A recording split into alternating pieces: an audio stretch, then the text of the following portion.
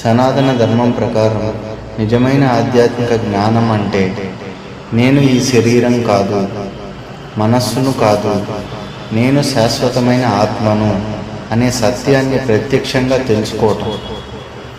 భగవద్గీతలో శ్రీకృష్ణుడు అర్జునునికి చెప్పిన ముఖ్యమైన బోధ ఇదే. మనిషి తన అసలు స్వరూపమైన ఆత్మను తెలుసుకొని ఆ ఆత్మకు పరమాత్మలో ఉన్న సంబంధాన్ని గ్రహించినప్పుడు అతనికి నిజమైన జ్ఞానం కలుగుతుంది. గీతలో 13వ అధ్యాయంలో 8 నుండి 12 శ్లోకాల మధ్యలో శ్రీకృష్ణుడు జ్ఞానం యొక్క లక్షణాలను వినయం, అహింస, ఓర్పు, గురుసేవ, వైరాగ్యం మరియు పరమాత్మపై భక్తి వంటి గుణాలుగా వివరించారు.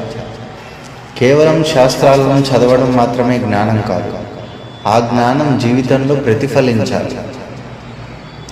ఉపనిషత్తుల సారం ఇలా చెప్తుంది: ఆత్మను తెలుసుకున్నవాడు అన్నింటినీ తెలుసుకున్నట్లే. చంద్యోగ ఉపనిషత్తులో ప్రసిద్ధమైన వాక్యం తత్వం అసి అంటే తత్వం అసి అనగా నీవే ఆ పరమసత్యం అనే మహావాక్యం జీవాత్మ మరియు పరమసత్యం మధ్య ఉన్న లోతైన సంబంధాన్ని సూచిస్తుంది. సనాతన ధర్మంలోని ప్రధాన వేదాంత సంప్రదాయాలు దీనిని కొద్దిగా భిన్నంగా వివరిస్తాయి. అద్వైత వేదాంతం ఆత్మ మరియు బ్రహ్మం ఒక్కటే అని బోధిస్తుంది. విశిష్టాద్వైతం జీవుడు పరమాత్మలో భాగమైనప్పటికీ ప్రత్యేక స్వరూపం కలిగి ఉంటాడని చెప్తుంది. ద్వైత వేదాంతం జీవుడు మరియు పరమాత్మ శాశ్వతంగా వేరువేరని బోధిస్తుంది.